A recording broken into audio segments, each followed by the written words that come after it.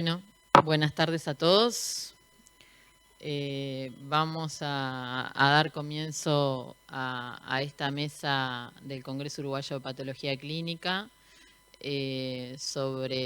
para básicamente conversar de las infecciones del sistema nervioso central y proponer, en base un poco a las experiencias de todos, un algoritmo de estudio.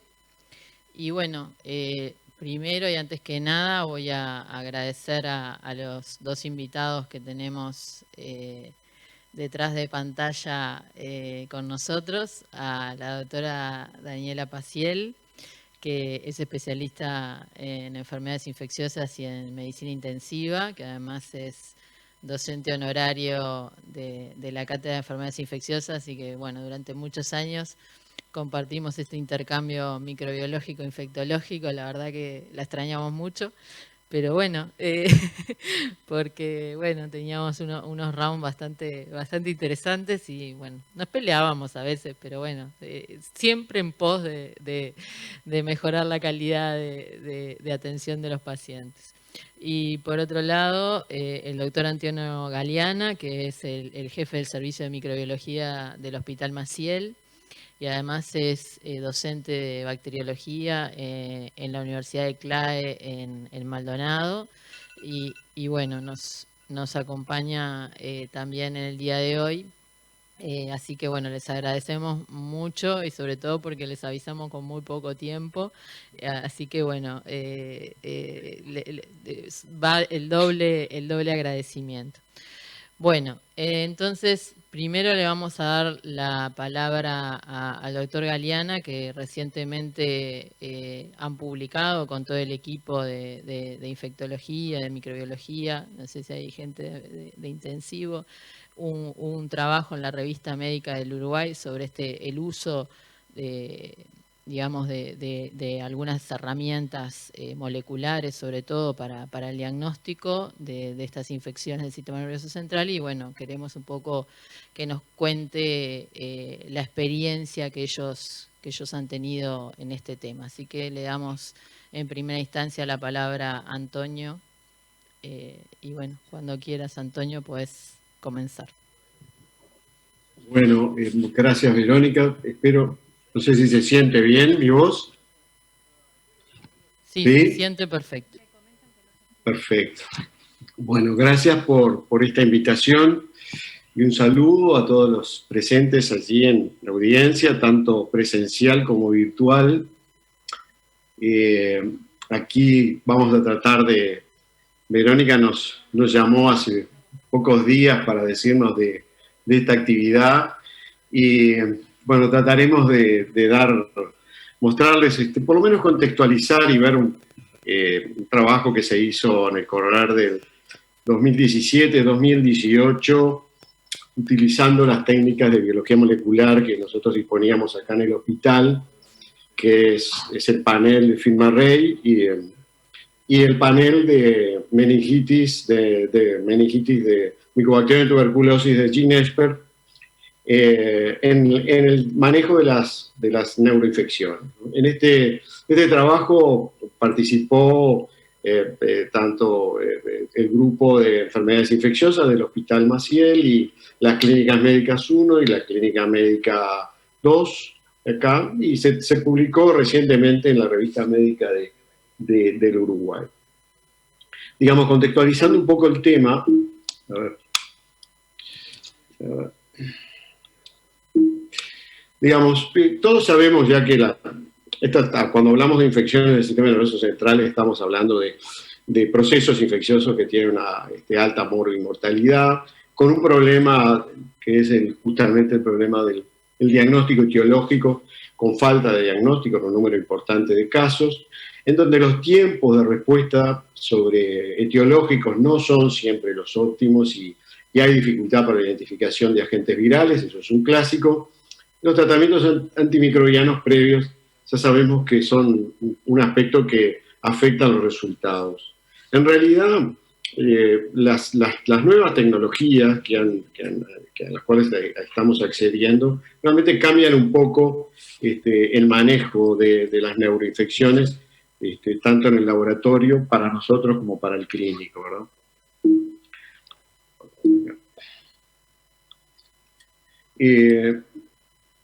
Algunos datos de nuestro país que nosotros logramos recolectar en el 2012, algunos datos muestran que neumococo es el microorganismo más frecuente en las meningitis agudas supuradas, y seguido por meningococo y Haemophilus influenza.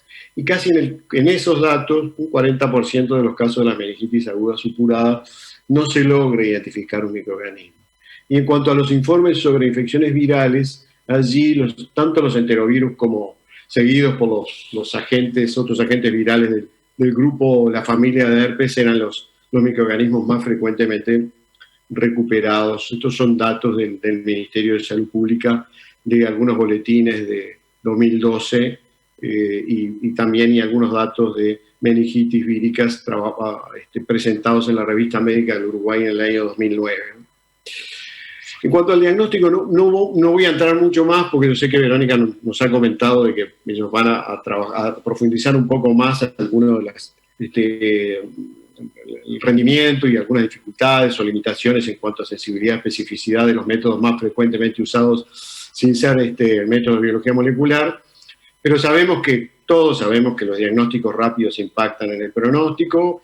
Los diagnósticos permiten modificar los tratamientos antimicrobianos o antivirales o antifúngicos, ¿verdad? Sabemos que la sensibilidad de las técnicas de coloración, sobre todo el GRAM, es muy variable, con rangos muy amplios, que sí tienen una buena especificidad, sobre todo si no han habido uso de antibióticos previos, y obviamente también dependiendo de la carga bacteriana y de la severidad del cuadro clínico. Hay algunos microorganismos en los cuales la sensibilidad de estas técnicas de tinción de Gram son mejores, lo sabemos en el neumococo. Tenemos problemas con la sensibilidad en Listeria monocitógenes, y en realidad el problema es además que las tinciones de Gram se ven muy afectadas cuando las concentraciones bacterianas son muy bajas, en el orden del 10 a la 3 o 10 a la 4 UFC por ml, y los cultivos además también tienen límites de detección que están entre 10 a la 2 a 10 a la 3 UFC ml. Otro punto que importa en cuanto al diagnóstico y que afecta el rendimiento de estos estudios es que la sensibilidad, en realidad, tanto de los cultivos como de los métodos de tinción, se ve afectada con el tratamiento antibiótico previo, sobre todo tratamiento que ya va desde una hora antes. Esto se ve afectado, entre 1 y 4 horas es más o menos el rango de afectación más importante. Los antígenos bacterianos no voy a discutirlo ahora, ya prácticamente no se usan, hay problemas de sensibilidad.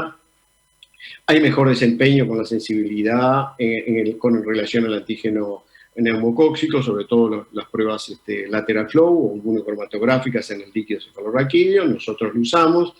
Los antígenos para cripto por látex o lateral flow también son sensibles y específicos. Y otro tema es que los pacientes inmunocomprometidos en esta población es importante ampliar las capacidades diagnósticas para tuberculosis y para criptococo, especie, ¿no? O especie de criptococo. ¿Qué nuevos métodos diagnósticos hay al alcance nuestro ahora, por lo menos que nosotros podemos manejar? Son en realidad las técnicas de amplificación de ácidos nucleicos mediante PCR, que pueden ser utilizadas para bacterias, virus, obviamente también hongos. Los paneles sindrómicos con técnicas de amplificación de ácidos nucleicos para sistema nervioso central, que se han agregado. Estos paneles sindrómicos, por lo menos en cuanto a su sensibilidad y especificidad para FIMARRAY. FIMARRAY fue el primer panel aprobado por la FDA en el año 2015, que incorpora un grupo y un número importante de agentes tanto bacterianos como virales. Ahora lo vamos a ver. Estos datos de sensibilidad y especificidad, en cuanto a la sensibilidad, es de aproximadamente el 90% y el 97% de la especificidad respectivamente. Estos son algunos datos publicados recientemente en un metaanálisis de más de 3.000 pacientes en la Clinical Microbiology and Infection.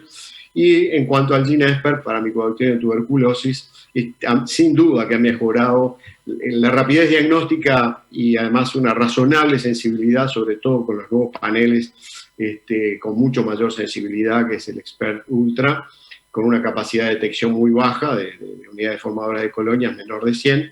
Digamos, esta herramienta permite en algunos casos hacer un diagnóstico muy rápido de tuberculosis a nivel del sistema nervioso central en el líquido cefalorraquídeo, aunque desde ya siempre va a ser necesario utilizar cultivos, dado la mayor sensibilidad de los mismos, y nosotros lo observamos también en la breve, en los casos que acá evaluamos. Y por otro, las técnicas de secuenciación, que ya rápidamente yo creo que van a acercarse, y la metagenómica, creo que por ahí vienen también un desarrollo que probablemente en los próximos 5 años vaya a tener una aparición explosiva de aquí en adelante. Bueno, lo que les vamos a mostrar es que el trabajo, este fue un trabajo cuyo objetivo fue describir la etiología de neuroinfecciones y valorar la utilidad de estas técnicas en el diagnóstico y cómo impactan el tratamiento. Fue un estudio observacional, descriptivo, retrospectivo, de registros clínicos. Se incluyeron mayores de 18 años, fue de adultos, en el Hospital Maciel, durante un periodo de 32 meses. Se realizaron técnicas de biología molecular en líquido cefalorraquídeo por sospecha clínica de neuroinfección. Aquí el diagnóstico presuntivo fue realizado por el médico tratante en los servicios ya sea de emergencia, sala de cuidados moderados o en cuidado intensivo. Y se definieron o se separaron en 3 grupos de pacientes. Un grupo 1, los que no presentaban infección por VIH ni antecedentes de neurocirugía previa. Un grupo 2, de pacientes portadores de VIH. Y un grupo 3, que son pacientes que habían sometidos a neurocirugía recientemente. De estos, ninguno presentaba diagnóstico de VIH. De este grupo yo no voy a hablar porque, digamos, en realidad el número de casos fue muy pequeño, y además el panel que utilizamos en este caso no es un panel ideal para el estudio de neuroinfecciones en el área de la neurocirugía, digamos, como complicaciones infecciosas neuroquirúrgicas.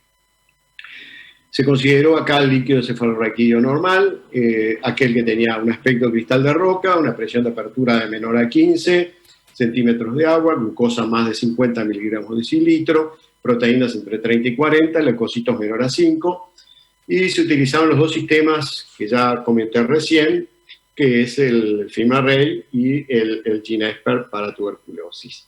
Y además de eso, digamos, en la rutina se utilizaban las tensiones de Gram, las tinciones de Sid-Nielsen, cultivos en agar sangre, agar chocolate, saburo de estrozagar en el caso de los pacientes VIH, y se utilizaron también caldos de tripticasa soya como, digamos, una rutina diagnóstica de los pacientes a los cuales manejábamos el líquido cefalorraquídeo. Estas son, digamos, la suma de los microorganismos que con estos paneles de PCR nosotros podíamos tener acceso o a poder detectar. Más, yo creo que no los voy a nombrar uno por uno porque es conocido por todos.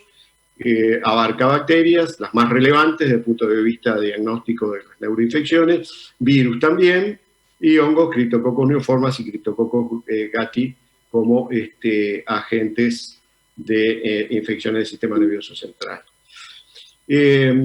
¿Qué es lo que vemos acá? En las características de la población, en este caso fueron 109 pacientes, son los que fueron estudiados. De estos, el grupo 1, que son los pacientes no VIH, no neuroquirúrgicos, fueron el 67%. El grupo 2, un 26% casi, que fueron pacientes VIH, y el grupo 3, que fueron 8 pacientes neuroquirúrgicos con infecciones asociadas a neurocirugía, de los cuales no vamos a mostrar datos. La edad media fue 46 años en el grupo 1, 41,5 en el grupo 2, y sexo masculino hubo predominio tanto en el grupo 1, 60%, como en el grupo 2, y el uso antibiótico previo en los pacientes no VIH fue un 20%, y en los pacientes VIH el uso de antibióticos previos estuvo precedido con un 14%. El líquido cefalorraquídeo en esta serie de estos 109 pacientes fue patológico en 89, un 81%, se identificaron al menos un microorganismo responsable en 35 de estos, lo que representó un 32,1%. Y los líquidos cefalorraquídeos no patológicos, en estos no se identificó microorganismo por ninguna de las técnicas microbiológicas realizadas, ¿no? En el grupo 1, que fueron los casos no infectados por VIH y sin antecedentes de neurocirugía, que fueron 73, ahí tenemos que hubo casi un 22% de casos con etiología confirmada, en donde el número mayor de agentes detectados fue el neumococo, y después le siguieron los herpes virus y enterovirus, Haemophilus influenza, después con un 12,5%, y herpes simple 1 también un 12%, y citomegalovirus un 6%. Vemos que los cultivos, en realidad, el número de resultados de cultivos es que tuvimos, en realidad eran 8 cultivos positivos, hay 2 positivos en esos cultivos, pero el número de resultados de los cultivos aumentó a 4 cuando nosotros analizamos los resultados de hemocultivos, de la tinción de Gram, el antígeno de neumo en el líquido cefalorraquídeo o el antígeno de neumo en orina. Eso nos llevó a aumentar la confirmación o la sospecha de estos agentes detectados por cultivo, que es neumo y Haemophilus influenza, cuando incorporamos en el análisis estas otras herramientas diagnósticas.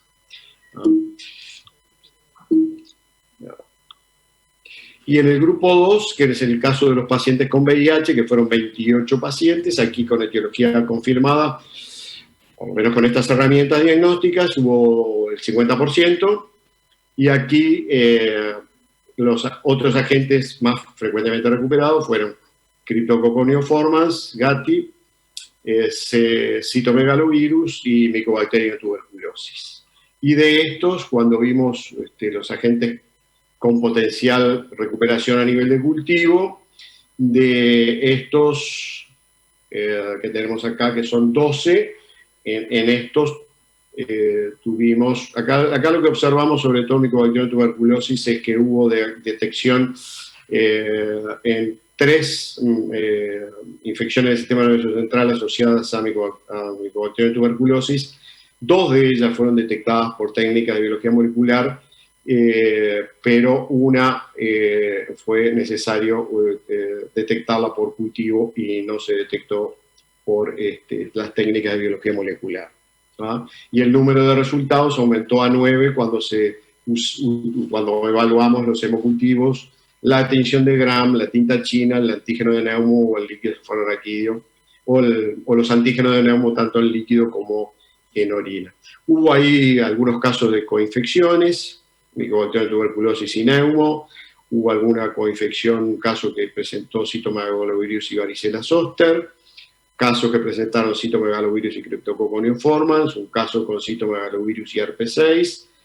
Esos son algunas coinfecciones. Después de esto uno podrá analizar y discutir, digamos, hacer el análisis crítico del valor de algunas de estas coasociaciones, el valor que tienen algunos de estos agentes, cómo se interpretan, si en algunos casos pueden ser casos de falsos positivos, que eso merece después el análisis clínico de los resultados como para poder tomar después decisiones terapéuticas, ¿no? Pero bueno, estos son los hallazgos. En cuanto a la modificación de tratamiento por estas técnicas, aquí vemos en el grupo 1, que es en los pacientes no VIH, no neuroquirúrgicos, hubo modificación del tratamiento en el 34%. En el grupo 2, de los pacientes con VIH, se modificó casi en el 43%, y en el grupo 3, bueno, es otra historia, acá no la estamos comentando. En cuanto a la discusión de esto, bueno, en realidad acá es muy importante para el uso de estas técnicas la valoración clínica y el análisis del citoquímico. Yo creo que estas 2 herramientas, junto con algunas pruebas de laboratorio iniciales, son las que deben guiar la utilización de las técnicas de moleculares, ¿verdad? Creo que esta es la tríada clave para el manejo de estas herramientas, ¿no?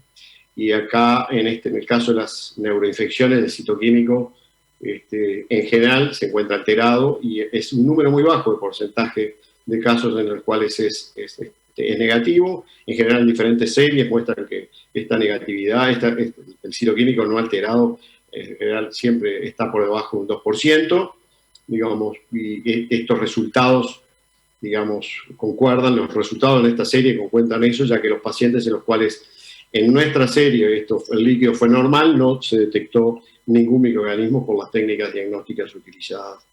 Y además ya sabemos también que en la etiología de las neuroinfecciones difiere según el grupo estudiado, como revelan diferentes trabajos a nivel internacional. En esta serie, acá los pacientes adultos no VIH, los microorganismos bacterianos detectados más frecuentes fueron neumococo y Haemophilus influenza. No tuvimos detección en este periodo de Neisseria meningitidis, probablemente el grupo etario en el cual Neisseria meningitidis se presenta está por debajo del grupo etario que nosotros estudiamos, por lo menos en este periodo. Eso no quiere decir que hemos tenido, obviamente, detección de Neisseria meningitidis, pero tocó que en este grupo analizado no ocurriera. Con respecto a infecciones virales, herpes 2 y enterovirus fueron los más frecuentemente detectados en esta serie. Acá hubo algunos resultados, sobre todo herpes 2, fueron distintos a los datos previos, porque había datos publicados por Salamano y el Ministerio de Salud Pública, donde el virus de la familia de herpes más frecuente era el herpes 1, en este caso fue herpes 2, eso fue lo que documentamos.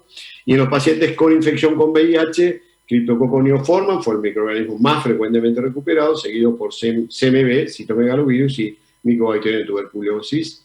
Digamos, en este grupo de pacientes, estos resultados realmente son habituales de los pacientes VIH en el estadio C, donde los microorganismos oportunistas en general son más relevantes, y para Cryptococcus neoformans ya sabemos también que el gol estándar es el cultivo para definir sobre todo infección activa. Otros métodos además pueden permanecer positivos luego de una infección, eso puede ocurrir también con las técnicas de amplificación de ácidos nucleicos y los antígenos. Y la tinta china es una cosa que para nosotros nos resultó interesante. Todas las tintas chinas fueron concordantes con los resultados del FilmArray, datos que generalmente esos datos a veces no, por lo que nosotros estuvimos revisando, no ocurren así. Generalmente la tinta china tiene un rendimiento bastante menor que estos métodos moleculares. Nos tocó encontrar estos datos, por lo menos en esta serie analizada. Y en Mycobacterium tuberculosis, estas técnicas son menos sensibles que el cultivo, obviamente, pero más sensibles que la microscopía directa, y digamos que es una técnica que detecta un número generalmente bajo de casos. No es fácil encontrar Mycobacterium tuberculosis a veces en los líquidos cefalorraquídeos.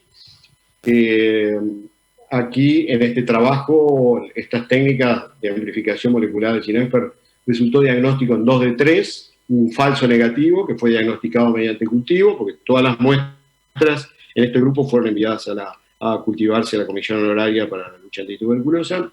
Después tuvimos ahí un comparativo.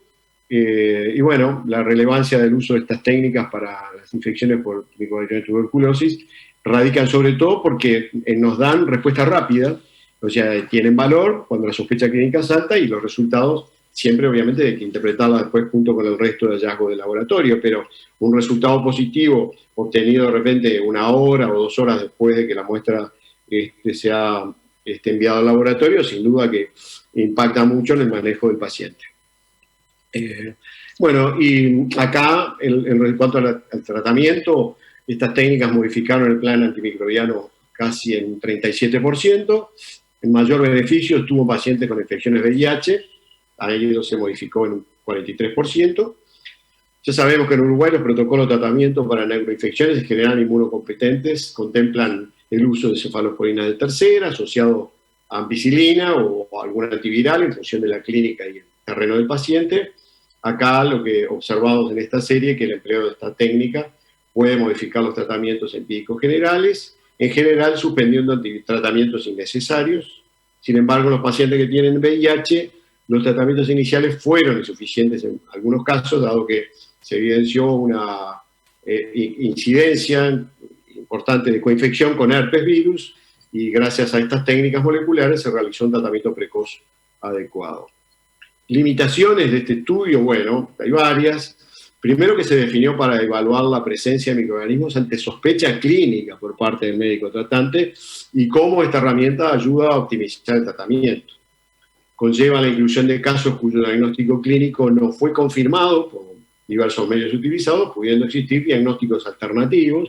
Esto puede explicar que haya habido un alto porcentaje de líquidos cefalorraquídeos normales en la población estudiada, que llegó a ser un 18,3, casi un 20%, y por otro lado el panel utilizado no discrimina en algunos casos infección activa o latente para CMV o herpes 6.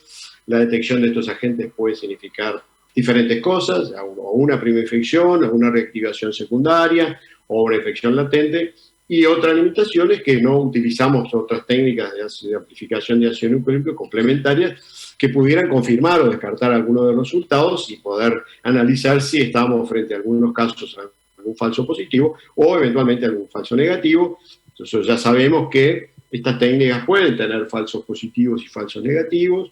Sabemos que falsos positivos pueden estar relacionados sobre todo a veces con neumococo. Los valores no son muy altos, hay datos ahí a veces variables en cuanto a los números de falsos positivos, neumococo es uno de ellos. Hay que pensar que también que esta no fue una serie en pacientes pediátricos, donde pudiera haber algún problema también de falsos positivos.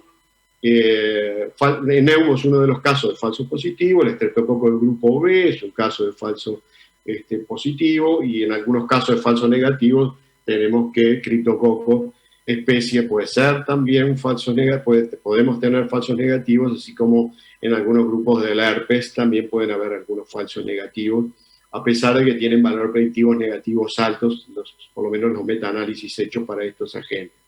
Estamos hablando de valores de falso positivo y negativo realmente bajos. Y bueno, básicamente viene por acá. Las conclusiones que nosotros tenemos, se pueden agregar y discutir muchas cosas más. Las técnicas estas deben ser consideradas como técnicas complementarias para el diagnóstico de la neuroinfección. Permiten rápidamente redirigir o dirigir el tratamiento precozmente, optimizar el uso de antibióticos, como sabemos, incide directamente en el pronóstico del paciente, como se habló recientemente en una de las charlas previas. Yo creo que acá tener un tándem, un equipo, o trabajar en los PROA o en el stewardship, como le quieramos llamar, es muy importante porque estos datos de laboratorio, inclusive un GRAM rápidamente hecho, impacta muchísimo y es muy barato y puede redirigir o puede confirmar un tratamiento sin necesidad de hacer mucho más a veces. Y eso es algo que hay que tenerlo siempre presente. O sea que el impacto de esto que genera el diagnóstico obviamente justifica el uso de estas técnicas a pesar de que tengan un costo mayor, especialmente en pacientes inmunocomprometidos o pacientes con VIH.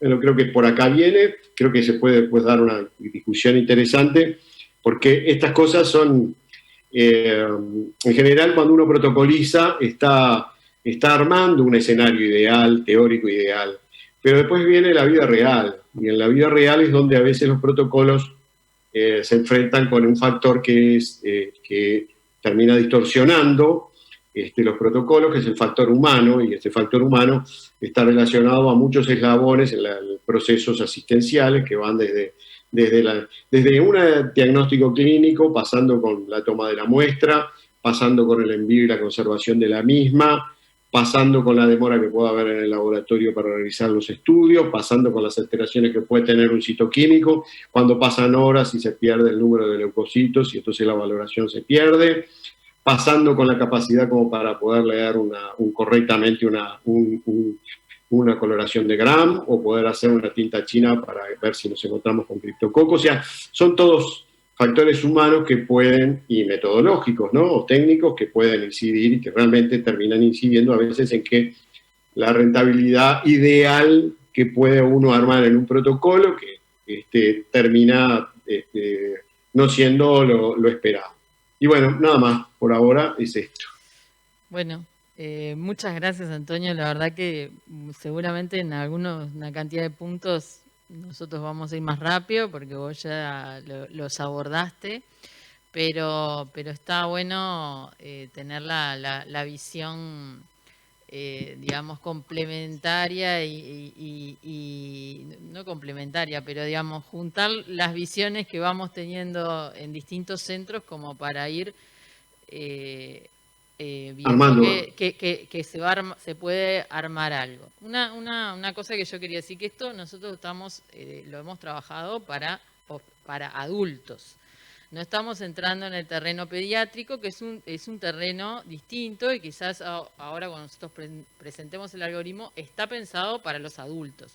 No está pensado para población pediátrica, donde pueden haber otras alteraciones y pueden haber otros agentes más frecuentes o una serie de cosas. Lo quiero decir ya porque no quiero, digamos, porque decimos un algoritmo capaz que pero creo que lo pediátrico merece su propio, sí, no neuroquirúrgicos tampoco. Entonces, bueno, vamos a cargar la otra presentación. Mientras están cargando la otra presentación, vamos a tratar de ir rapidito, a ver si nos queda un rato para un poco charlar y intercambiar. Entonces, primero va a hablar la profesora adjunta, la doctora Rosario Palacio, del Departamento de Laboratorio Clínico, en la orientación bacteriología, y después va a hablar la doctora Pilar Gadea, también profesora adjunta del Departamento de Laboratorio Clínico en la orientación bacteriología. Ellas un poco van a hablar de las técnicas que nosotros tenemos disponibles en el hospital y de algunas, digamos, cosas que ya, algunas ya habló Antonio, así que iremos un poquito más rápido y veremos algunos detalles y después ya seguiremos adelante, le contaremos. Adelante, Rosario. Buenos días a todos, buenas tardes a todos. Un poco ya Antonio me allanó el camino, pero vamos a ver un poco los objetivos de esta mesa, que interesante es contribuir a construir un algoritmo de diagnóstico rápido en meningitis encefalitis en pacientes adultos que provienen de la comunidad. Realmente es un desafío, porque si miramos todas las publicaciones, nunca se llega a un 100% de diagnóstico, ¿verdad? Después, administrar el uso de los estudios microbiológicos de alto costo, pero siempre costo-beneficio, y contribuir al mejor cuidado de los pacientes con meningitis y encefalitis. En cuanto a definiciones, bueno, meningitis es la enfermedad inflamatoria de meninges que recubre el cerebro y médula espinal, y los síntomas clásicos de fiebre, cefalea, rigidez de nuca y alteración del estado mental o de conciencia. La meningitis bacteriana, el trípode común de fiebre, rigidez de nuca y alteración de conciencia, se presenta aproximadamente entre un 40 y 50%, o sea que la clínica va a ser bastante variable. Y en inmunocomprometidos es atípica, ¿verdad? Bueno, en encefalitis tenemos que es la enfermedad inflamatoria del parénquima cerebral, y acá le queríamos traer el consenso 2013, en el cual tiene criterios mayores, donde es la presencia de la alteración mental, que puede ser letargia, alteración de la personalidad en las últimas 24 horas, donde no hay una causa identificada, y después como criterio menores que integra 2 criterios como posible y 3 o más como probable, es la fiebre mayor de 38, antes de 72 horas de evolución, con convulsiones generales o parciales en pacientes que no tenían antecedentes, y un nuevo foco neurológico. Después también un conteo de glóbulos blancos mayor de 5 por milímetro cúbico, y anormalidad en las imágenes del parénquima cerebral sugestivo de encefalitis y no presente en otros estudios. También la alteración del electroencefalograma. Bueno, la tríada clásica de la presentación clínica, epidemiológica y epidemiológica la vamos a aplicar para esto. Perdón que se me fue. Quería decir que la presentación clínica, cuando sospechamos una meningitis aguda supurada, es una emergencia infectológica y no se tiene que atrasar el tratamiento empírico, ¿verdad? En cuanto a lo epidemiológico, acá es importante, tenemos la posibilidad de hablar con el paciente y los familiares, de tener también a nivel viral lo estacional, bueno, en el caso actual la pandemia con el SARS-CoV-2, y a su vez, por ejemplo, también lo epidemiológico en la parte bacteriana. Nos pasó con una paciente embarazada que debutó con una meningitis bacteriana, y que el germen que encontramos fue Campylobacter fetus, y como antecedente tenía comer carne cruda. Después, los estudios diagnósticos de laboratorio, bueno, acá es fundamental el citoquímico, ya lo dijo Antonio, el citoquímico del líquido cefalorraquídeo, la imagenología y, bueno, y la confirmación microbiológica. Capaz que voy un poco rápido acá, pero este es el estudio del líquido citoquímico, se me va. Bueno, acá tenemos las diferentes presentaciones, normal, bacteriano y Listeria monocitógenes, la pusimos aparte porque además de tener una clínica especial, también tiene algunas particularidades en el líquido cefalorraquídeo. Después tenemos virales, tuberculósicas y fúngicas. Bueno, la presión de apertura está aumentada sobre todo en las bacterianas, en la tuberculosis y en la fúngica, y la viral puede ser normal o un poco aumentada. En cuanto al aspecto del líquido, es normal, claro se ve en la viral, y después en la bacteriana se ve turbio, en Listeria se ve turbio, en tuberculosis y fúngica se puede ver entre claro y turbio. El recuento de leucocitos normal menor a 5, bueno, va a estar bastante aumentado, acá ven los valores, dependiendo también de cada caso. Y en relación a los neutrófilos, la mayoría va a ser en las bacterianas, y en la viral puede ser al comienzo, pero después ya a nivel tardío y en tuberculosis y a nivel fúngico van a predominar los mononucleares. En cuanto a las proteínas, bueno, van a estar aumentadas en todos los casos, y la glucosa se va a acompañar un descenso de glucosa de menos de 40 en bacteriana. La Listeria monocitógenes puede ser normal, y después a nivel de tuberculosis y fúngica también está disminuida. El lactato también es una herramienta re importante que se está incorporando actualmente, que puede disminuir su rendimiento con el uso de antibiótico previo, pero tenemos que aumenta en bacterias, en Listeria y en tuberculosis. Bueno, en cuanto al diagnóstico microbiológico, se me fue acá. En cuanto al diagnóstico microbiológico, bueno, ya también habló un poco Antonio. El examen directo es rápido, puede cambiar un poco sobre todo en la profilaxis, cuando se piensa que puede estar implicado, por ejemplo, en Neisseria meningitidis, y es rápido, y va a depender, tiene problemas de sensibilidad, y va a depender un poco del expertise del microbiólogo que esté a cargo. En cuanto a los cultivos, bueno, los cultivos, acá no se asusten, los 42 días es por la tuberculosis. Adelante, perdón.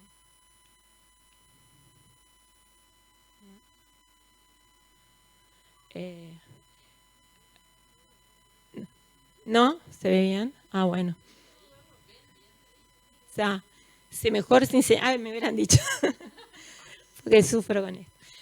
Y después el cultivo lo que hace es que nos da el estudio de susceptibilidad antimicrobiana, pero bueno, puede estar afectado con el uso de tratamiento antibiótico previo, ¿verdad?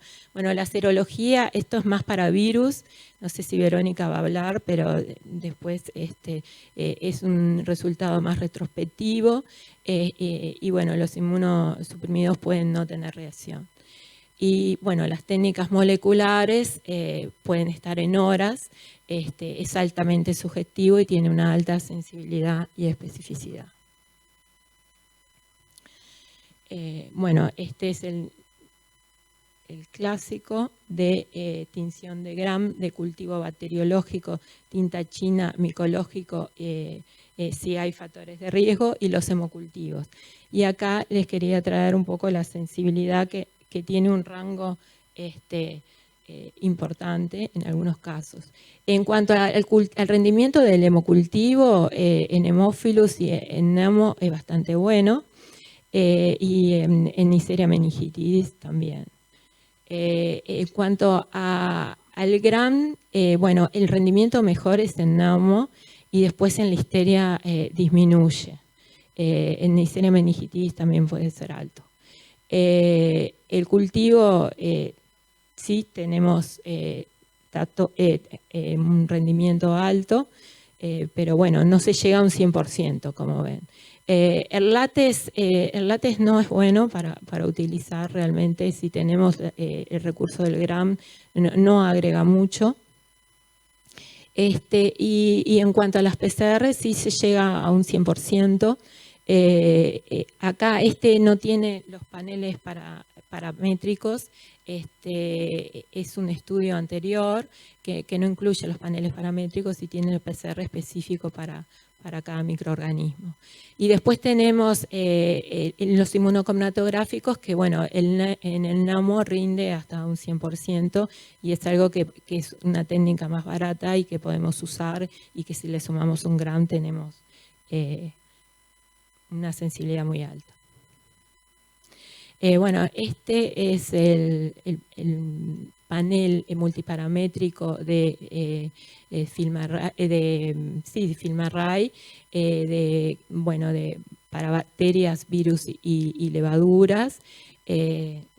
Ustedes ya lo mostramos, ya lo conocen. Y le queríamos mostrar esta evaluación multicéntrica que se hizo en relación al FilmArray, comparando con técnicas de PCR y también con cultivo en diferentes centros. Entonces acá en azul vemos la concordancia y en rojo vemos las discordancias de falsos positivos y en verde vemos las discordancias de falsos negativos. Entonces tenemos que, por ejemplo, en Streptococcus pneumoniae tenemos una discordancia de falsos positivos. Bueno, eso es para trabajar porque, bueno, se puede ver en la parte de preparación de trabajar con tapabocas, ¿no? Porque se puede contaminar con nuestra propia flora. Si no se tiene cabina de bioseguridad, bueno, el manejo de las muestras es fundamental. Y después las discordancias negativas, probablemente Verónica vaya a hablar algo después, que acá no están marcadas, pero se puede ver en herpes 1 y 2, que hay falsos negativos.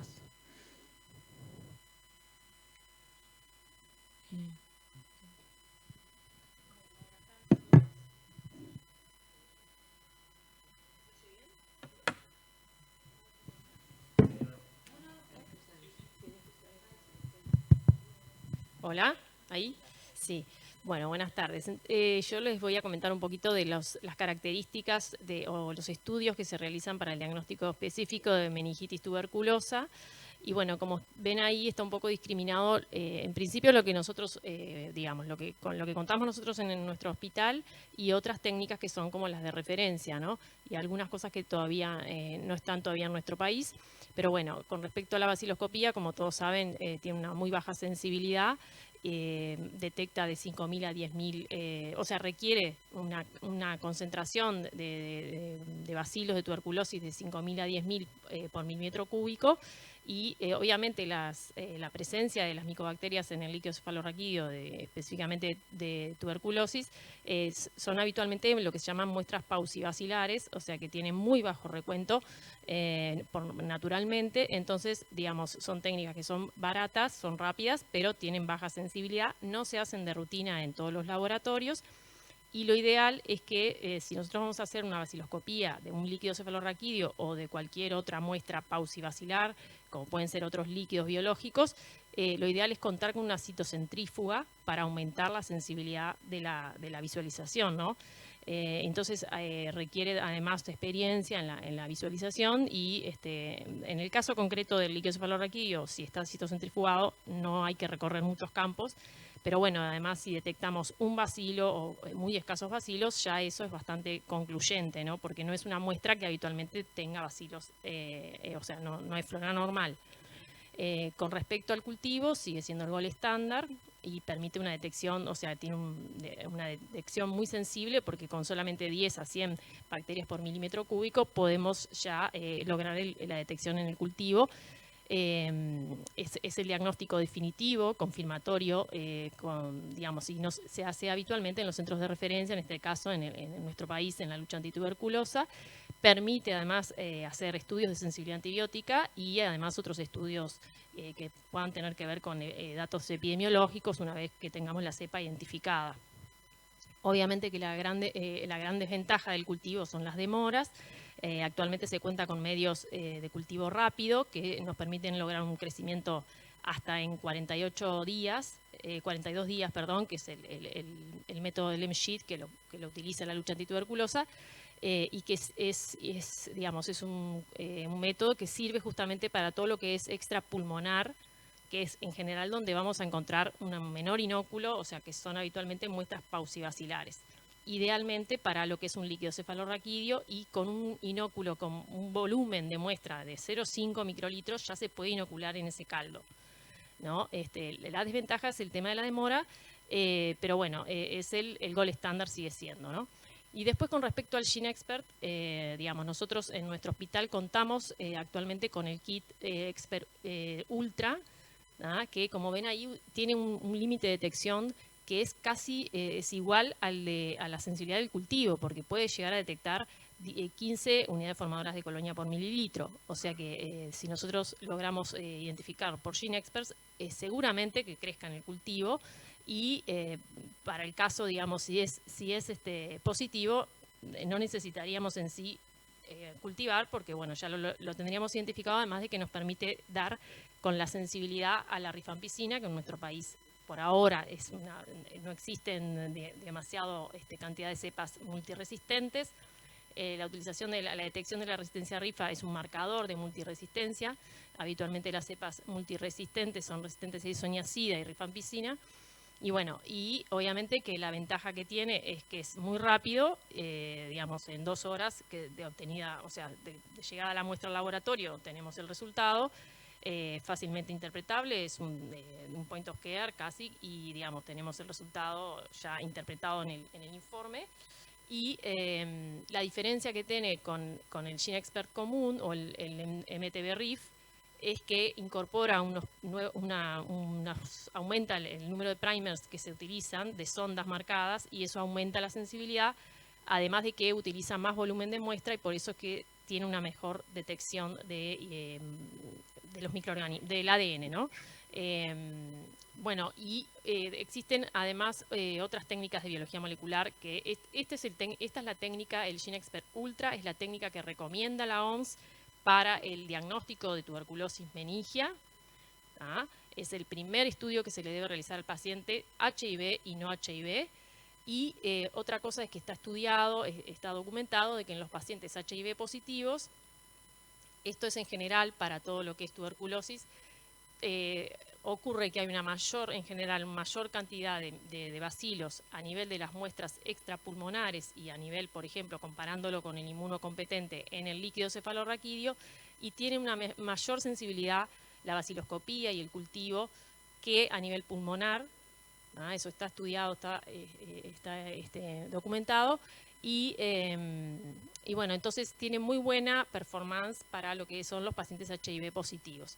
Existen otras técnicas, que es el ADA, que eso también lo hace el laboratorio de referencia, que es un método de detección indirecto, que tiene una buena correlación. Acuérdense que es una detección indirecta de la presencia de tuberculosis, y que puede haber falsos positivos con otras patologías. El límite de detección para el líquido cefalorraquídeo es de 9 unidades internacionales por litro. Y bueno, como comentario es que ahora hay un nuevo kit, que es un inmunocromatográfico, que se utiliza sobre todo en los HIV, que es detección del liporabinomanano, que se utiliza en orina, y también se están haciendo estudios en líquido cefalorraquídeo, y parecería tener muy buena performance. Bueno, y acá lo que les voy a mostrar son 2 casos que tuvimos este año bastante cercanos, que acá lo que les estoy mostrando son 2 casos confirmados de tuberculosis meningia del hospital, y un poco las características de los líquidos, de las características citoquímicas del líquido, de las pacientes. En el caso 1 era un paciente masculino de 29 años con antecedentes de asmatismo, consumidor de cocaína y marihuana. HIV positivo diagnosticado en el año pasado, sin tratamiento, sin TAR ni control claro. Y bueno, las características del líquido eran un líquido claro, tipo cristal de roca, con una glucosa de 0,21, proteínas de 1,73, una leucocitosis de 180, leucocitos de 180, perdón, por microlitro. No,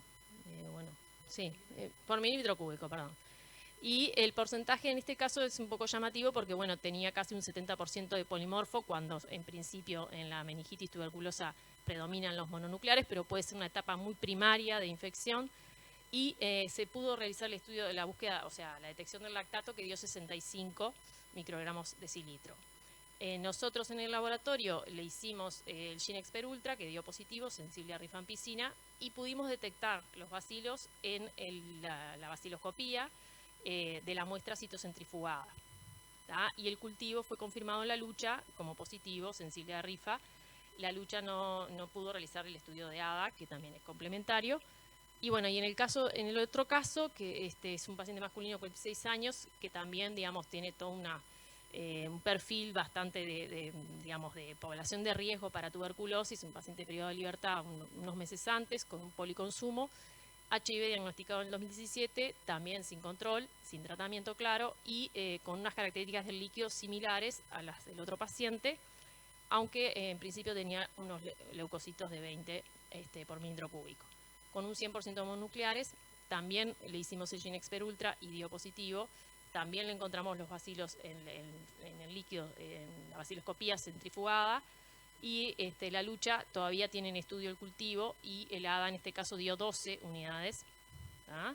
Y bueno, un poco eso de la posibilidad de utilizar la baciloscopía no es sencilla, o sea, no se logra hacer en todos lados, pero ni que hablar la importancia del uso del GeneXpert Ultra, ¿no? Que es casi, o sea, un comentario que, digamos, hay trabajos que dicen de que, bueno, pueden no tener un muy alto valor predictivo negativo. Quiere decir que nosotros con un resultado negativo, utilizando solo GeneXpert, no podemos concluir de que no hay tuberculosis meningia.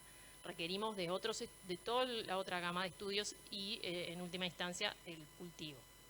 ¿Ah? Bueno, muchas gracias, Pilar. No, denme el control. ¿tá? Digamos, simplemente para como anecdotario, en el caso 1, la baciloscopía, en realidad le hicimos el Expert Ultra para confirmar lo que veíamos en la baciloscopía. ¿tá? La baciloscopía estuvo primero. En el otro fue al revés, completamente al contrario. Le hicimos la baciloscopía después que ya le habíamos largado el Expert, ¿no? Pero bueno, entonces ya fuimos a buscar con el diario del lunes, pero bueno, esas cosas también pasan, un poco de la anécdota del laboratorio. Bueno, ya estoy yendo para atrás, tengo que ir para adelante. En la parte del diagnóstico microbiológico viral, yo voy a ir hiper rápido porque quiero que quede unos 20 minutos, no sé cómo voy a hacer, pero voy a ir súper rápido. En la parte viral, obviamente, el diagnóstico molecular es el diagnóstico que nos va a dar rapidez y que nos va a dar respuesta, no hay otro. Tenemos dos posibilidades: o diagnosticar los virus sospechosos por separado, siguiendo un sentido de cuáles son los que estamos esperando encontrar de acuerdo al cuadro clínico que nos estamos enfrentando y a las características del paciente, o utilizar la detección con paneles multiparamétricos. Depende de muchas cosas, pero fundamentalmente también depende de contar con las herramientas en el laboratorio y de hacer los estudios de costos para ver qué sale, qué cuesta menos, porque a pesar de que hay algunos problemas, como vamos a ver, son herramientas muy interesantes. Esto lo voy a pasar por bastante bien rápido, que son los problemas que tienen los paneles en cuanto a falsos positivos, fundamentalmente. Todos estos paneles, como hoy mostró de Rosario, tienen falsos positivos y tienen falsos negativos. O sea, este panel no es, digamos, es muy bueno, es excelente, es una herramienta rápida, pero tiene algunos problemas y ya otros fueron nombrados por por Antonio, entonces la diferenciación en el grupo herpes, si se trata de una reactivación, si esa reactivación es significativa, si es una infección primaria, hay una cantidad de cosas que no diferencian. En Cryptococcus también hay algunos problemas, reacciona con otros cripto que no son, o sea, todos tienen problemas de falsos positivos y también tiene problemas de falsos negativos. No son importantes, como vieron, o sea, no son, es la miscelánea esto, pero uno la tiene que conocer porque cuando se enfrenta con el médico, interpreta, bueno, ¿qué es lo que tiene este paciente? ¿Por qué no le encontraste nada? Pero si yo pienso que tiene esto, uno tiene que tener los argumentos para poder discutir cada una de estas cosas. El resultado negativo de este panel no descarta la presencia de una meningitis o una encefalitis. Este es el primer punto bien importante, sobre todo si la probabilidad pretest es alta. ¿Tá? Este panel, en mi corta experiencia, llamando por teléfono a todos los clínicos cada vez que piden un panel de este tipo, me encuentro con que se usa como el panel, queremos descartar que tengo una infección. Y cuando vas a mirar el citoquímico y qué presentación clínica y empezás a mirar un poquito y a ahondar un poquito más, resulta que hay poca probabilidad pretest que tenga una meningitis o una encefalitis. Entonces entramos a discutir ahí si es pertinente o no. Nosotros, cada panel que se hace en el hospital de clínicas, se levanta el teléfono y se habla con el médico solicitante para discutir el caso de un punto de vista clínico. Obviamente es todo un desafío cuando se detectan varios agentes por parte de este panel, pero tenemos que recordar, no puse la cita, pero es una cita de una review reciente, de que hasta un 15% de las infecciones del sistema nervioso central en los VIH positivos, que son uno de los grupos más importantes en nuestro hospital que nos, como indicación de este panel, pueden tener más de un agente causando el cuadro clínico. ¿Tá? ¿Qué pasa con el herpes simple? Bueno, el problema es un tema de sensibilidad de la técnica y de límite de detección. En general, las técnicas que buscan solo herpes, las técnicas moleculares que buscan solo herpes, tienen una capacidad de detección de menores cantidades de copias. Y por lo tanto, a veces, si la probabilidad pretest otra vez es alta y la sospecha es alta y el panel da negativo, nosotros tendríamos que usar una técnica alternativa. Digamos, solo buscando este agente. Con cripto también hay falsos negativos y también, obviamente, hay otras técnicas para usar que también son rápidas. La gente que hace micología sabrá más que yo de esto. Y no es un ensayo para monitorizar respuesta al tratamiento. Sin embargo, el hospital de clínicas sistemáticamente lo piden y el paciente ya tiene un diagnóstico. Y te dice, pero quiero saber si se curó.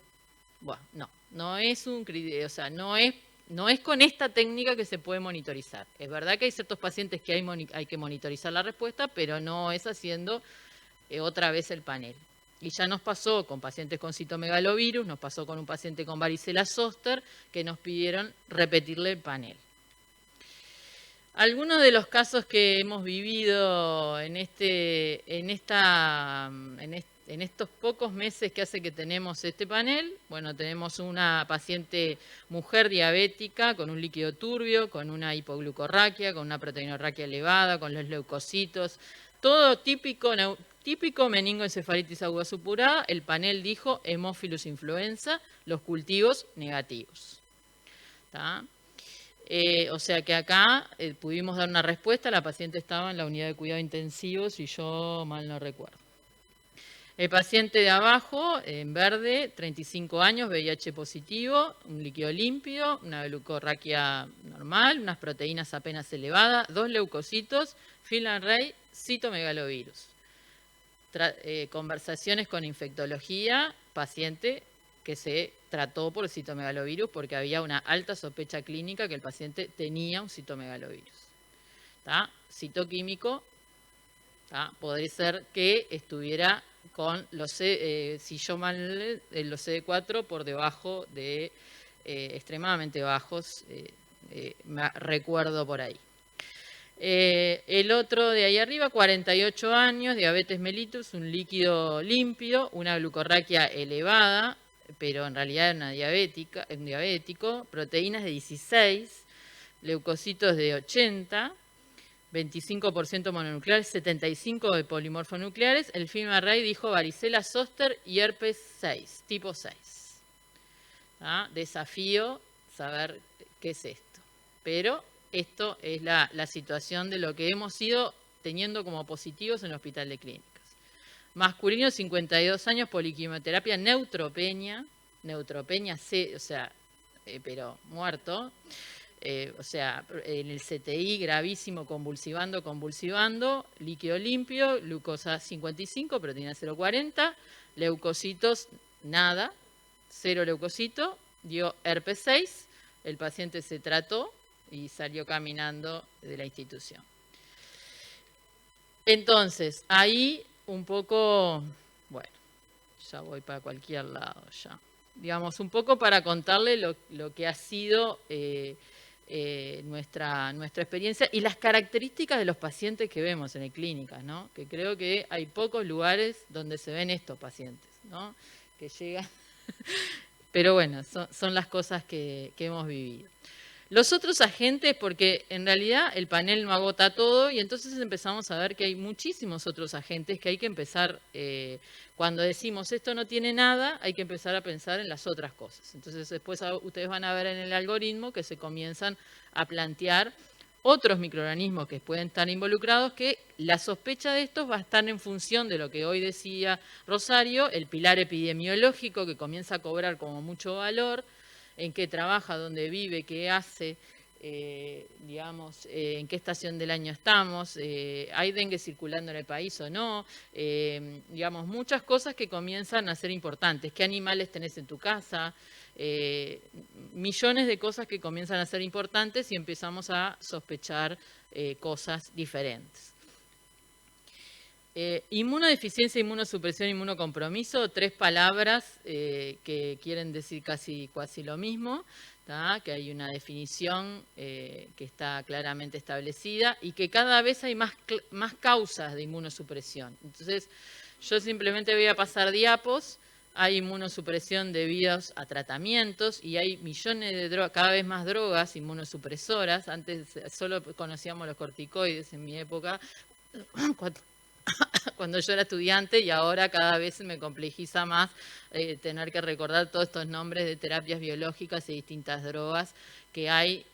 Obviamente el trasplante de órganos sólidos, los trasplantes de médula ósea, los halogénicos, tienen sus propios protocolos de en tal momento hay tal microorganismo, tenés más riesgo de este, tenés más riesgo de aquel, todo en función de cómo se va desarrollando la terapia inmunosupresora que se le van, digamos, y obviamente todo esto implica un trabajo multidisciplinario con especialistas que no solamente son los trasplantólogos, son los hematólogos, los especialistas en enfermedades infecciosas, todos están atrás de estos pacientes de una complejidad brutal y que sin duda nosotros del laboratorio tenemos que saber mucho, pero es inabarcable si no te sentás y conversás con el clínico que los está tratando o con el equipo tratante. ¿Tá? Obviamente las inmunodeficiencias por infecciones virales, que son las que drenan más en nuestro hospital los VIH positivos, pero hay otros virus que también dan inmunodeficiencias. Las inmunodeficiencias asociadas a neoplasias hematológicas per se, como el mieloma, que da riesgo a infecciones por neumococo, por ejemplo, las leucemias linfocíticas crónicas, enfermedades metabólicas que también generan riesgos específicos. Entonces, para nosotros en el algoritmo una cosa importante es definir si el paciente es inmunocompetente o está inmunocomprometido e incluso si es neutropénico, porque seguramente si es neutropénico tenemos una altísima probabilidad que no aparezcan alteraciones del citoquímico esperadas para un cuadro infeccioso. Hoy dijimos muy linda la tablita con todas las alteraciones que pueden, pero es una tablita de inmunocompetentes. Cuando vamos a los inmunocomprometidos, empieza a jugar mucho, que hoy lo decía Antonio también, la presentación clínica que tiene ese paciente, y todavía peor, las presentaciones clínicas tampoco son típicas, entonces las cosas no son, muchas de estas infecciones no tienen una presentación aguda, tienen una presentación subaguda, crónica, hace tiempo que estoy con cefaleas, y es un inmunocomprometido y es una infección del sistema nervioso central. Entonces, hay muchas, cuando uno comienza a hablar con los clínicos, se encuentra muchísimas cosas. Y acepta hacerle paneles a veces a pacientes que capaz que no tendríamos que haber aceptado, pero cuando te cuentan la historia, es la paciente lúpica, está con la cefalea, está con una convulsión, no sé si es un avance de su enfermedad lúpica. Entonces, como dice Antonio, en la vida real no todo es tan sencillo como en los libros nos cuentan. Pero igual nosotros vamos a tratar de tener armar un algoritmo para, digamos, defendernos un poquito para no, porque si dejáramos, por ejemplo, en el Hospital de Clínicas particularmente, yo creo que tenemos una tasa de rechazo bastante elevada. Yo les diría que se rechazan hacer muchos paneles de FilmArray. Muchos se rechazan, no se hacen todos. Entonces, en esa conversación tenemos que tener algo y sobre todo, digamos, está bien, cuando conversan con el grado 4, capaz que es bastante sencillo. ¿Con quién estoy hablando? Con la profesora agregado y vos le tirás el asunto, pero seguramente en la guardia, cuando estén hablando con el residente, lo ideal es que tengan un algoritmo como para discutir o como para defenderse, básicamente. Entonces, obviamente el resultado del citoquímico del líquido esfororaquídeo son muy importantes.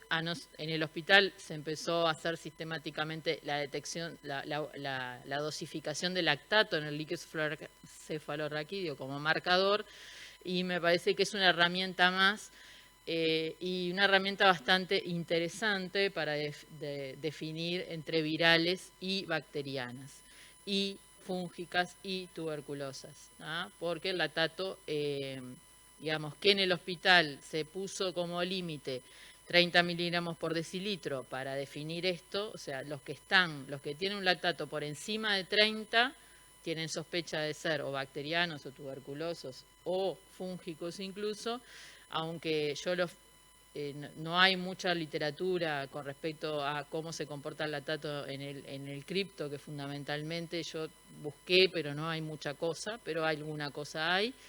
De todas maneras, lo que hay más es para diferenciar viral de bacteriano, es lo que hay más literatura.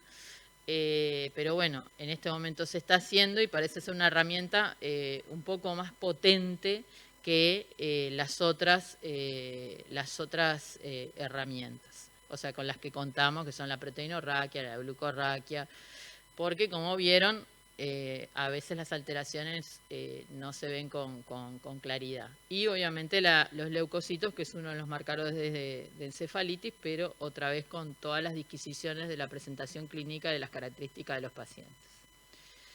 Habiendo dicho esto, yo espero que de ahí se vea, si no voy a tratar de marcar. En realidad, acá hay un algoritmo para inmunocompetente y otro para inmunocomprometido. Ya para hablar del inmunocomprometido, yo de acá no veo nada, así que calculo que ustedes tampoco, ¿tá? Pero más o menos me acuerdo como de memoria, ¿tá? En el inmunocomprometido es un paciente donde nosotros vamos a usar todas las herramientas, y estas herramientas se van a utilizar en función de la conversación que tengamos con el médico clínico, ¿tá? Si ellos dicen que el paciente está inmunocomprometido, no tenemos más que guiarnos por lo que tengamos del citoquímico, que a veces nos ayuda, y muchas veces nos ayuda para definir, digamos, nos ayuda claramente, y si no, vamos a empezar a usar las herramientas de acuerdo a, digamos, la presentación clínica. Nos vamos a tener que ir guiando de a poco y escalonando. Pero el problema es que, como dije hoy, hay pacientes que pueden tener más de un agente. Entonces, a veces no alcanza con que hagamos una sola cosa, tenemos que hacerlas todas. Porque no hay tutía, podemos encontrar cosas, entonces este es un problema. Obviamente, cuando todas las herramientas dan negativas, yo voy a tener que ir a buscar otros agentes, buscar, digamos, diagnósticos alternativos, empezar a mirar lo epidemiológico y pueden aparecer otras cosas. Pero acá es muy difícil, y en mi corta experiencia de 30 paneles llamando a los médicos clínicos, o sí, vamos por unos 30 y pico, pero no los llamé a todos seguramente, pero digamos, este tema puede ser complicado. Acá en el inmunocompetente es un poco más sencillo. Obviamente, en los pacientes que tenemos el lactato más de 30, vamos a seguir el protocolo y que tenemos un citoquímico compatible de primero hacer la búsqueda del antígeno neumocóxico si no tenemos experticia para hacer un GRAM en la guardia. Y si el antígeno es positivo, nosotros vamos a, digamos, si todo nos acompaña, va a ser una meningitis neumocóxica, que es la causa más frecuente de la meningoencefalitis aguda supurada acá en el Uruguay, como ya lo mostró Antonio. Si el antígeno neumocóxico es negativo, ahí sí vamos a hacer el panel molecular multiparamétrico y obviamente si es positivo para un agente nos vamos a confiar en ese resultado y si es negativo, obviamente vamos a tener que esperar los cultivos. Y acá yo puse tratamientos que vamos a buscar otros, o sea, vamos a tener que evaluar la posibilidad que sea una tuberculosis. Hay tuberculosis meningia en inmunocompetentes y, digamos, puse criptococo porque opinarán micología. Yo sé que es raro encontrar un criptococo en inmunocompetente, pero yo justo he tenido alguna experiencia con alguno, entonces valorar la posibilidad, ¿da?, de que pueda ir por este lado. Digamos, el panel capaz que dice algo, pero ya sabemos qué problemas tiene el panel. Cuando el lactato es menor de 30, acá hay dos posibilidades. Si el líquido cefalorraquídeo tiene más de 5 leucocitos, o sea, con un criterio de encefalitis, digamos, o meningitis viral, bueno, ahí tenemos dos posibilidades. O hacemos digamos, amplificaciones para los virus por separado, los más frecuentes, que en adultos fundamentalmente va a ser el herpes simple, porque es el que tiene tratamiento específico, puede haber un enterovirus también, y eventualmente varicela zoster, o si no, directamente hacer el panel de primera, digamos, con las alteraciones, digamos, siempre que el citoquímico sea compatible. Y cuando es inmunocompetente y el citoquímico tiene menos de 5 leucocitos, yo la verdad que es acá donde me discuto mucho y donde he rechazado más paneles. O sea, acá es inmunocompetente, no tiene nada, no tiene ningún antecedente, citoquímico es normal. ¿Qué le estás buscando? Entonces, busca diagnósticos alternativos. Entonces, cuando aparecen los diagnósticos alternativos, sí, tiene tal cosa, tiene esto, tiene lo otro, y empiezan a aparecer, ahí es el lugar donde en este corto tiempo he podido conversar y convencer al clínico que no necesitaba el panel paciente, ¿no? Que no era la respuesta esa, sino que la respuesta es otra. Pero hay que sentarse, conversar y convencerlo, ¿tá? Y a veces cuando está ingresado en el sistema quieren el resultado, entonces yo trato de no ingresarlos en los sistemas informáticos, pero esto es una interna del Clínicas. Pero bueno, esto es un poco lo que fuimos armando, así que sí, de ahí no se ve nada, pero es imposible ponerlo en una sola hoja. Después en algún momento lo imprimiremos y va a quedar en la preanalítica, si todos lo aceptan.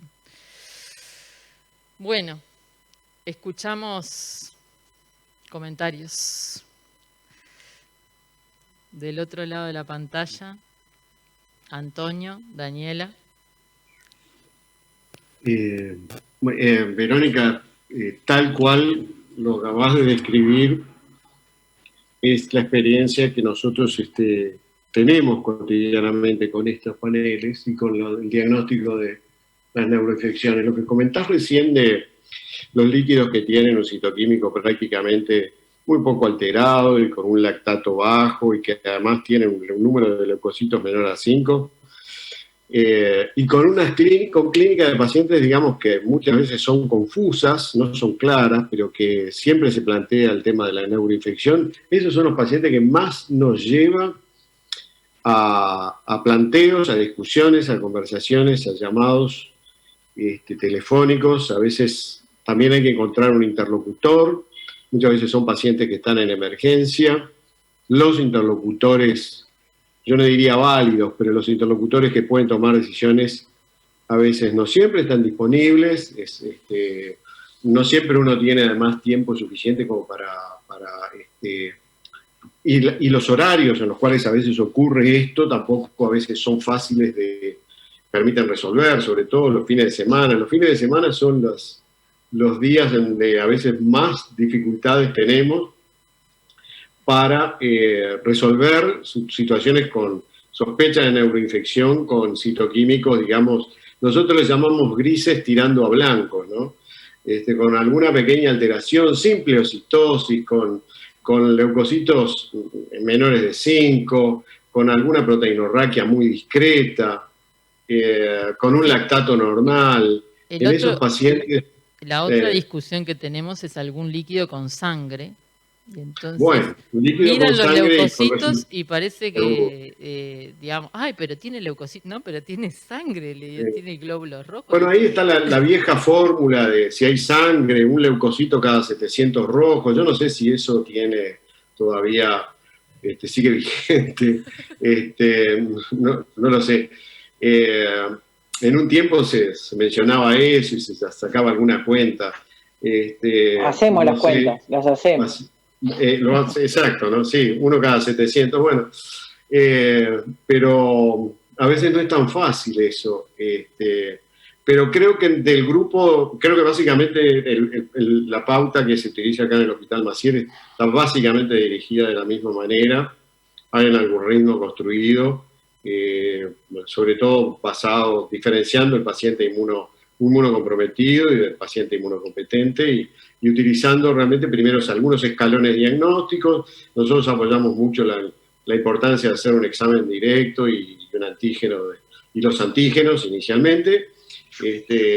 Obviamente para ahí hay que tener personal con cierta experiencia para leer un GRAM o más experiencia todavía, es mucho más difícil para ver una vaciloscopía. Ahí en esos casos preferimos directamente, si hay sospecha de tuberculosis, sí, directamente a los paneles de biología molecular, y a veces en los fines de semana o en los horarios donde no hay disponibilidad en el laboratorio, pues nosotros, por ejemplo, en el caso no tenemos un laboratorio 24/7, por lo tanto, a veces es necesario tirar o pasar una muestra de biología molecular para llegar rápidamente a algún, eventualmente, diagnóstico. Y el otro tema de lo que conversabas era, sobre todo, en el contexto epidemiológico, a veces no se tiene muy en cuenta, pueden haber otros agentes, rickettsia, brucela, treponema pallidum. Hemos tenido neuroinfecciones por treponema pallidum, con todos los estudios negativos, han habido. Y bueno, esos son básicamente, creo que estamos en la misma línea de problemas. Yo acotaría, me alegra. Acotaría algo como clínica. Sí, como clínica, que soy, justo viendo del otro lado del mostrador.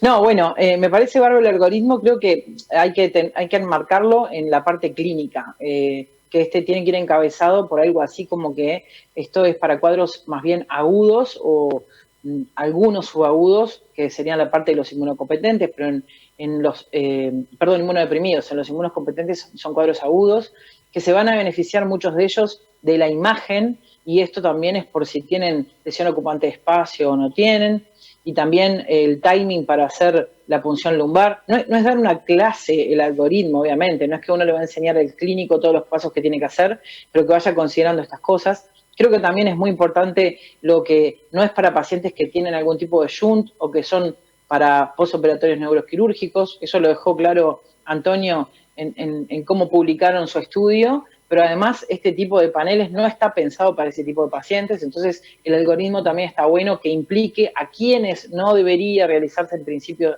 este tipo de estudios. Creo que también lo que es muy importante es poder sistematizarlo, y para sistematizarlo está el relacionamiento entre el técnico, entre el médico que pide el estudio y el técnico de laboratorio. Entonces creo que a pesar de que esté el algoritmo, la comunicación va a tener que seguir siendo, porque es el pilar fundamental para llegar a un diagnóstico del paciente. Personalmente agregaría el BDRL en el líquido cefalorraquídeo, sobre todo en el grupo que tiene tal vez leucocitos un poquito elevados, pero tiene un lactato bajo.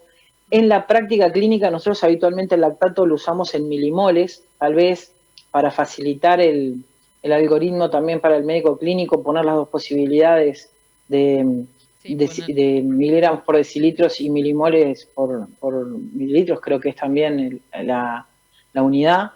Nosotros en la clínica también va a ser muy importante que el clínico recuerde que tiene, cuando recibe un paciente con un planteo de una neuroinfección, hacer una serología para VIH. Es decir, puede ser que no sepa que el paciente sea VIH, presumimos que es un inmunocompetente, pero es fundamental, si estoy planteando una neuroinfección, saber si tiene VIH o no. Y lo otro es acompañar siempre de hemocultivos, ¿no? Sí, eso, yo creo que está muy bueno eso que decís, Daniela. Capaz que hay que hacer arriba, poner un cuadrito recordatorio, está indicado en estos pacientes. Y bueno, todas estas, bueno, el agregado del VDRL en líquidos forraquídeo que se puede poner perfectamente dentro de las opciones del inmunodeprimido y poner todas esas condiciones que tú pusiste, que está muy bueno para tenerlo escrito en un algoritmo. Esto capaz que es medio, pero está bueno porque le da un orden, y también para presentar a los clínicos está re bueno esto que vos decís. Claro. Porque les da como una vía de entrada. Ajá, hay un punto que yo creo que parece muy banal o obvio mencionarlo, pero a veces no lo es. Es frecuente recibir muestras de líquido cefalorraquídeo con pacientes de supuesta sospecha de neuroinfección sin citoquímicos realizados desde las puertas de emergencia, en donde no se esperó el resultado del citoquímico para hacer la solicitud. Y llegan muestras a veces al laboratorio con esos pedidos sin que se haya ponderado realmente el citoquímico, o a veces ni siquiera reevaluado el paciente. A nosotros nos ha ocurrido de recibir muestras con solicitud de paneles múltiples de pacientes que, cuando fuimos a averiguar, digamos, para tratar de entender esos pacientes, ya que no teníamos citoquímico, y cuando encontramos el citoquímico era prácticamente normal, que el paciente estaba en su casa, en domicilio.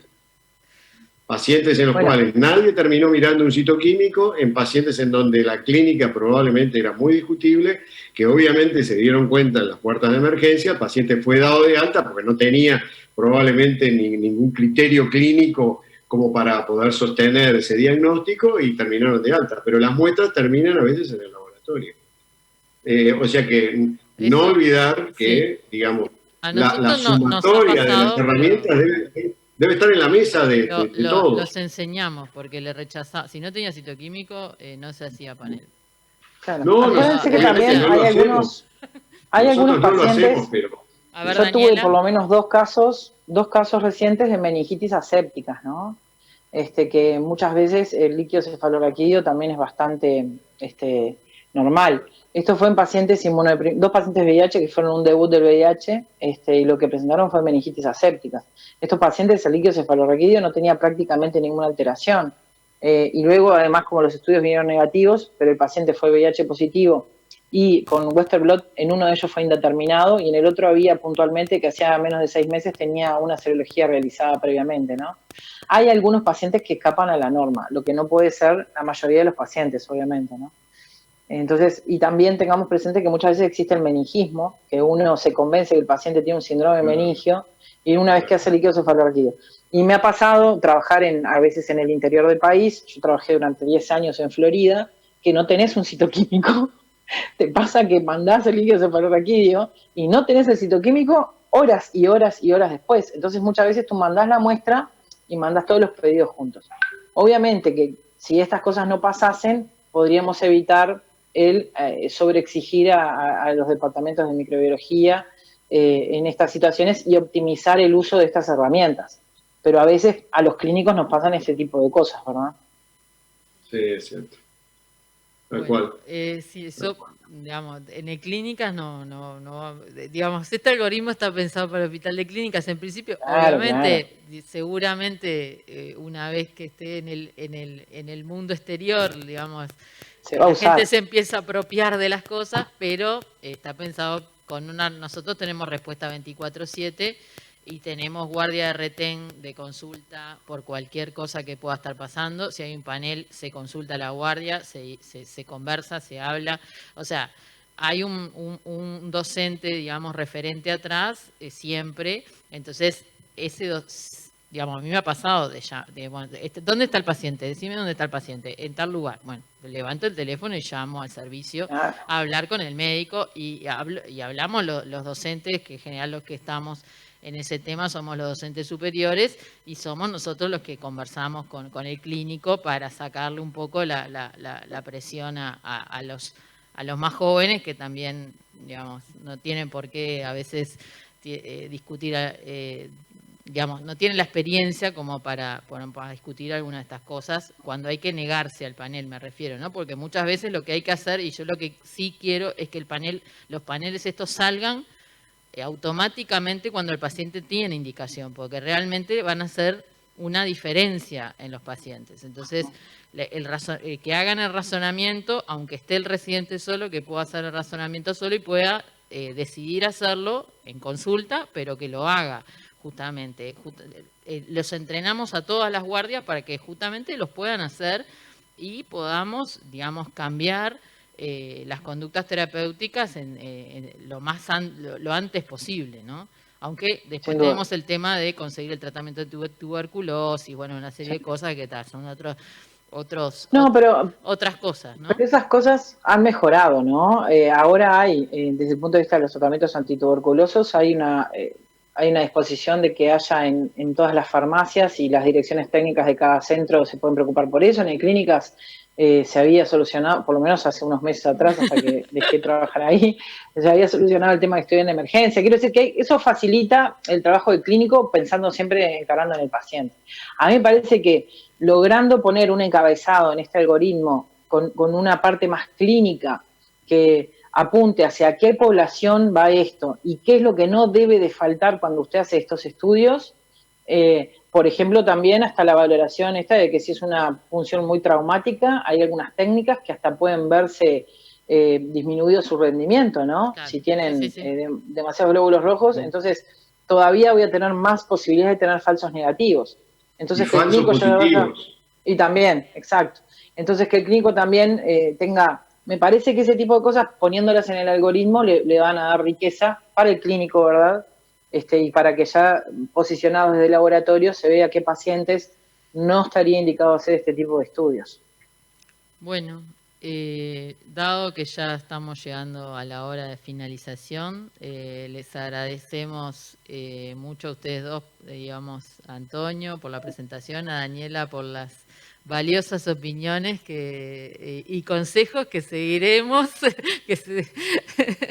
y la verdad que, bueno, ha sido muy provechoso para nosotros esta instancia de intercambio, un poco para validar lo que la experiencia que va teniendo y bueno, y para enriquecer con la parte clínica en todas estas cosas. Así que, bueno, vamos a cerrar por acá. Les agradecemos mucho que hayan estado con nosotros y bueno, esperamos tenerlos en cualquier otra oportunidad y capaz que darles más tiempo para conversar y para hablar, pero bueno, me parece que ha sido muy provechoso realmente. Así que bueno, muchas gracias por estar con nosotros y muchas gracias a todo el público acá presente, presencial, guardando las distancias reglamentarias, que digamos, tenemos esta suerte de tener una sala grande y poder estar todos, digamos, separados como se merece, y a los que están del otro lado